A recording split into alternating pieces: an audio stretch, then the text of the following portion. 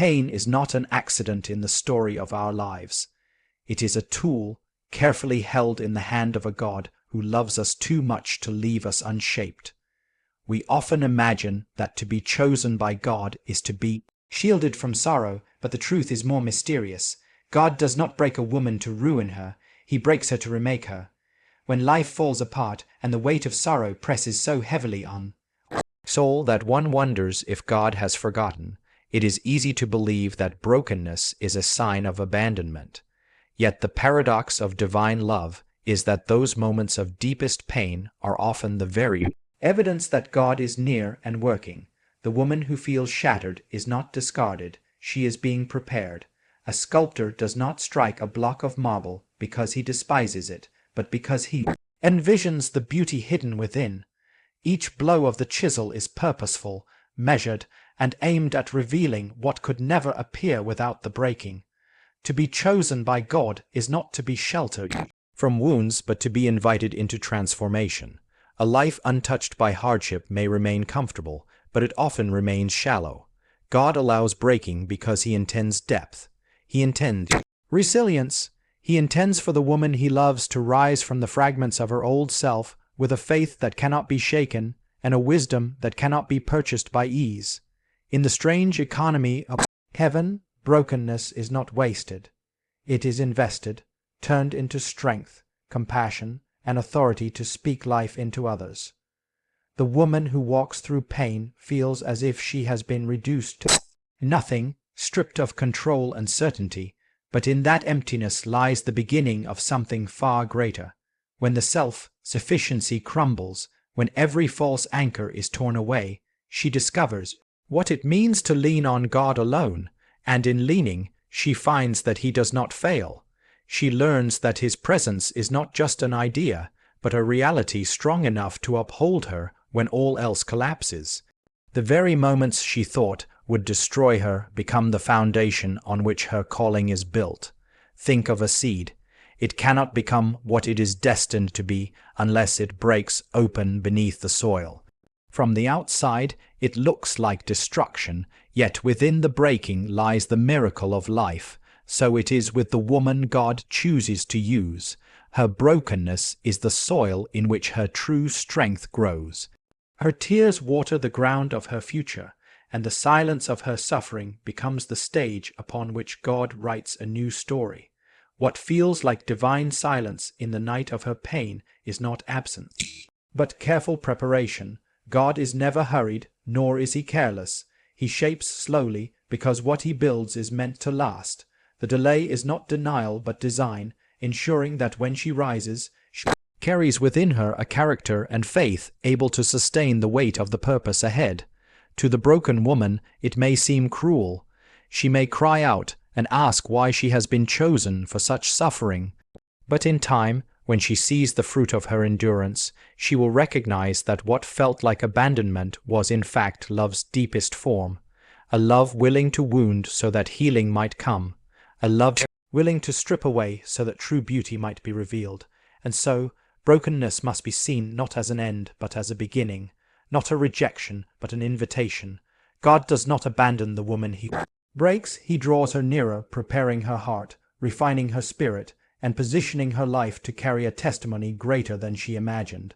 When she finally rises, she will not only carry her own healing but will become a beacon for others, proof that brokenness in the hands of God is never destruction. It is always preparation. Pain has a way of speaking when all other voices fall silent. It becomes a teacher, a sculptor, and at times the very language through which God whispers His most profound truths. While the heart resists suffering and longs for comfort, it is in the furnace of pain that transformation takes place. To despise pain is natural, yet to understand its role is to see that it is not the enemy of our growth, but the instrument through which we are refined. God does not waste the ache of His children. He allows it to shape them into vessels strong enough to carry His glory. When a woman suffers, she feels the tearing of her soul, the weight of unanswered prayers, and the loneliness of nights where heaven seems silent. Yet within those seasons lies a mysterious work. Pain strips away illusions. It exposes what is fragile and shallow. It forces her to Ask questions she would never ask in comfort, questions that lead to deeper wisdom. Pain removes the masks we wear for others, and even the lies we tell ourselves, leaving behind only what is real. And though that reality may be hard to face, it is the ground where authentic faith can grow. Transformation is never painless. Just as fire must burn away the dross from gold, so must suffering burn away the pride, fear, and self-reliance that keep us from depending fully on God. What emerges on the other side is not a weaker soul, but a stronger one. The woman who has walked through the fire carries a depth of compassion that only pain could teach. She speaks not from theory but from experience, and her voice carries authority because it has been tested. Her scars become her testimony, living proof that God can redeem even the most broken chapters. Think of the way muscles grow. They do not strengthen by ease but by tearing under pressure. The small wounds in their fibers, when healed, produce greater strength than before. Pain is the tearing, but transformation is the healing. In the same way, the trials of life break us, yet in the breaking, God weaves resilience and endurance into the very fabric of our being. What once seemed unbearable becomes the foundation of new strength, new courage, and new clarity of purpose. There is also a strange beauty in the way pain can awaken gratitude. When a woman walks through darkness, even the smallest glimpse of light becomes precious. When she has tasted sorrow, joy no longer feels ordinary but holy. Pain teaches her to see life not as something to be taken for granted, but as a gift. Every sunrise becomes a reminder of mercy, every breath a sign of grace. Without the shadow of suffering, these truths often remain hidden. To learn the language of pain is to recognize that God is not silent within it. He speaks through the ache, calling his children deeper into trust. He uses discomfort to turn their gaze upward, reminding them that their strength is not found in what they can control, but in his sustaining presence. The transformation he brings through pain is not only for the woman herself, but for those she will touch. Her endurance becomes encouragement. Her survival becomes hope for another. Her story becomes a map for someone lost in the same storm. And so pain, though feared, becomes holy when placed in God's hands. It is no longer wasted suffering but purposeful transformation. The woman who emerges from her trials does not come out as she once was. She is stronger, wiser, gentler, and yet more powerful.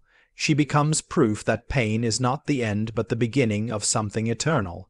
It is the language God uses to write new strength into her soul, a language that makes wound for a season but ultimately heals, restores, and transforms her into exactly who she was meant to be. There is a peculiar strength in those who have been broken. At first glance, it seemed impossible. How could the shattered be stronger than the whole? Yet this is one of the mysteries of God's work in the human soul. The woman who has walked through suffering, who has felt her heart splinter under the weight of trials, does not emerge weaker when she clings to God. She emerges with a strength that is not her own. She becomes like a vessel once cracked and mended, bearing scars that tell a story of survival and redemption. The breaking does not disqualify her from being used. It qualifies her in ways comfort never could. Strength is often misunderstood. We imagine it as the absence of weakness, the steady composure of someone untouched by hardship. But true strength is not found in the untouched. It is found in the restored. A vessel that has never been tested may look whole, but it is fragile, unproven, and unanchored. By contrast, the woman who has endured loss, betrayal, disappointment, or grief has faced the storm and discovered that her foundation rests not on her own ability, but on the faithfulness of God. She knows what it means to fall and to rise again, to be emptied and then filled, to be wounded and then healed. It is in her scars that her strength is revealed. They are not marks of shame, but of resilience.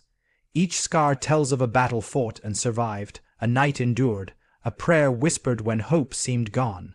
These scars become her testimony, and through them others find courage. A woman who has never suffered may offer kind words, but the one who has been shattered and rebuilt offers something deeper. She offers herself as living proof that healing is possible. Her brokenness has become her authority. Her pain has become her ministry, and her survival has become her message. There is an ancient Japanese art called kintsugi, where broken pottery is repaired with gold. The cracks are not hidden but highlighted, making the object more valuable and beautiful than before. So it is with the woman God restores. He does not erase her brokenness, he redeems it. He pours his grace into the cracks of her life, and in doing so, he makes her more radiant than if she had never been broken at all. Her vessel carries not only her own story, but also the glory of the one who restored her. The strongest vessels are not those that have avoided the fire, but those that have endured it. They are the women who did not let pain harden their hearts, but allowed it to deepen them. They learned to bend without breaking completely, to weep without giving up, to trust when everything around them gave reason to doubt. In their weakness, they found God's strength, and now their lives speak louder than words, showing others that brokenness is not the end, but the passageway to unshakable resilience. Such strength is quiet but unyielding. It is not the boastful power of one who has never known defeat, but the steady presence of one who knows she has survived.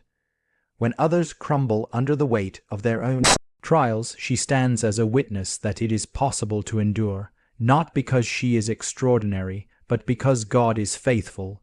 Her shattered past has become the soil for her present strength, and her vessel, once broken, is now fit for carrying a greater measure of his purpose. This is why God can use the broken so powerfully.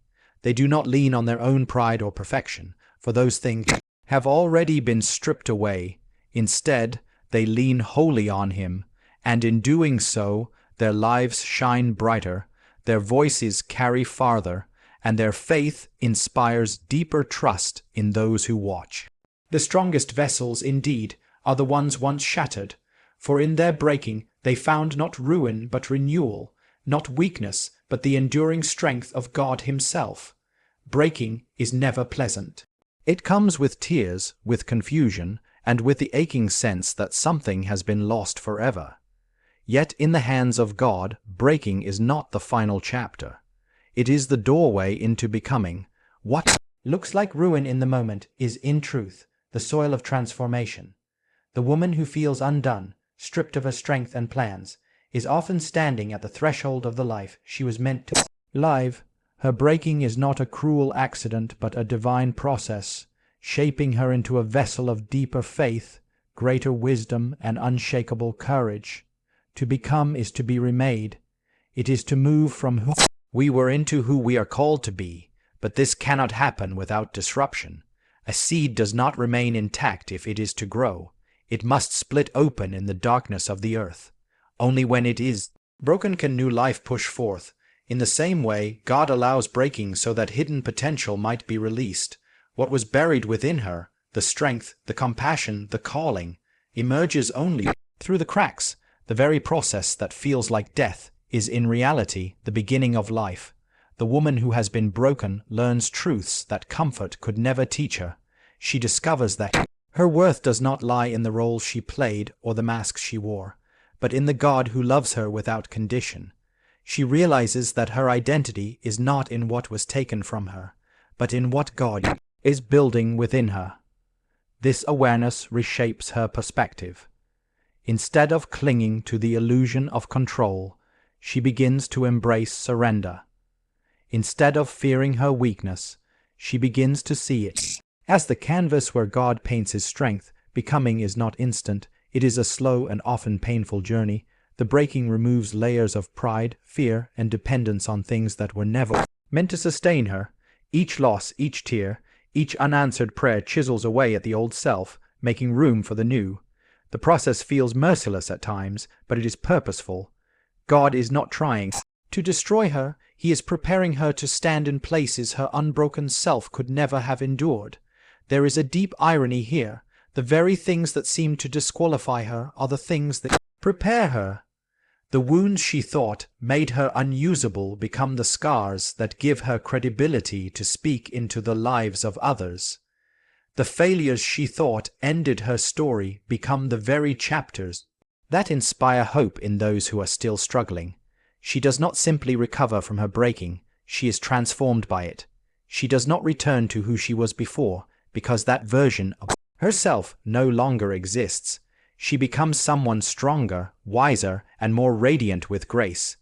This is the hidden purpose of pain, to birth a new identity, one rooted not in the fragile securities of this world, but in the eternal foundation of God's love. Breaking, though bitter, is the only path to becoming. A butterfly cannot emerge without the breaking of its cocoon. A diamond cannot shine without the crushing of coal.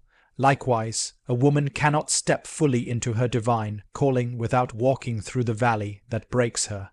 When she finally rises, it is clear that her breaking was not the end but the beginning. She carries a new strength that does not come from herself, but from the one who rebuilt her.